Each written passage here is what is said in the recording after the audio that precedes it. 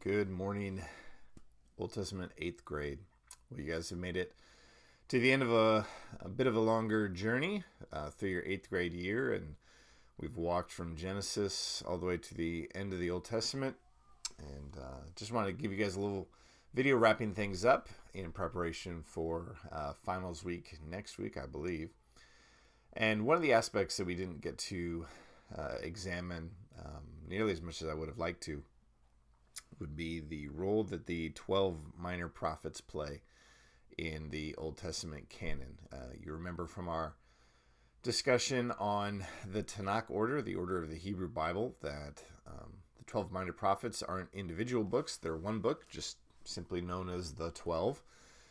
And what the 12 minor prophets are a collection of 12, you could call them voices, 12 prophetic works that kind of bookend the Exodus from not Egypt, but from Israel. So you have some voices like Hosea condemning Israel for her idolatry. That's kind of leading up to exile. You have some exilic work, and then you have some post-exilic work. So all of these 12 voices kind of speak in and around that final time period of Israel, the reason Israel leaves the land, the realities of leaving the land, and the destruction therein, as well as the what will happen in the end. So some are talking about that area, some will be talking about the final return, and there's a little bit of a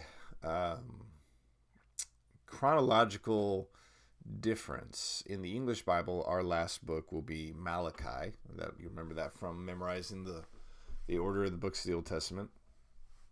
And the reason that Malachi in the English Bible is put at the end is because Malachi contains prophecy about the coming of one who has the spirit of Elijah on him.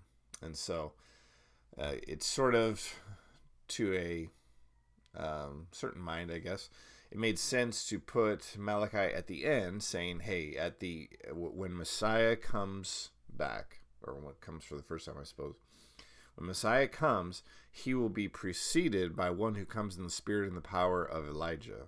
So look for the Elijah that's coming, and then you'll know that the time is near." And one of the things you will look at in New Testament, hopefully, is the role that John the Baptist plays, and that he is that Elijah that we're looking for. And so kind of makes sense to put Malachi at the end, right next to Matthew and who we're looking for. However, I prefer the way that the Tanakh order has the chronology of the Old Testament, or the book order, rather. And after the 12, they would actually have the book of 1st and 2nd Chronicles. 1st and 2nd Chronicles, as you'll remember, traces the line of King David from front to back. And it ends with a very kind of positive view of the line of David, and a tracing of that monarchy. And that makes sense because the story of David is told in 1st and 2nd Samuel, 1st and 2nd Kings. That story has already been told. And in our English Bible, it kind of seems like, man, why are we reading all this again when we stick 1st and 2nd Chronicles in that 1st and 2nd Samuel, 1st and 2nd Kings, 1st and 2nd Chronicles? Well, it makes more sense to move, as it was in the Hebrew Bible, the book of Chronicles, one book in the Hebrew, and put it at the end of the Bible as a way of reminding, kind of like a review for everyone, to remind us at the end, listen, you're looking for David's heir. You're looking for a Davidic king who's greater than David, and he will come.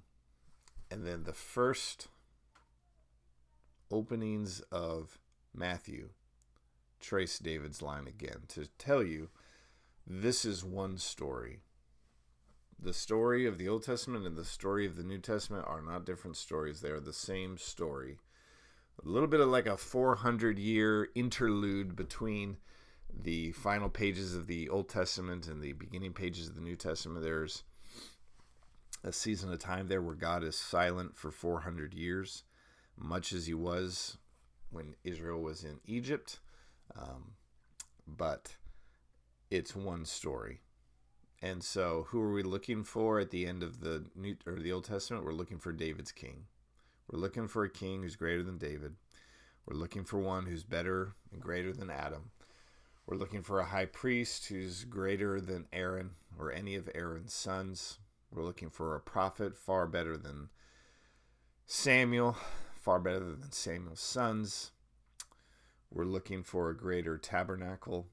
We're looking for a greater temple. We're looking for a greater city, more than Jerusalem.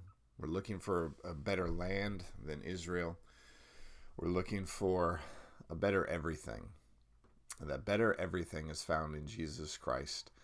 When he comes in the gospel accounts, born of a virgin, born in a manger, lives a perfect life, is that obedient son that Adam wasn't, is that king that David wasn't, is that prophet that Moses wasn't, is that high priest that Aaron wasn't, really was the tabernacle, John 1:14 says, really is that temple we've been looking for, John chapter 2 says, really is a better city and has brought us to a heavenly Mount Zion, Hebrews says. He is the one that we have been eagerly awaiting and yearning for. So that's, I hope that is what we take. If nothing else, I hope that is what we take out of Old Testament survey. So it has been a real joy to be your teacher for this year. And I hope you all enjoy very much your time next year in New Testament with Mr. Hatcher.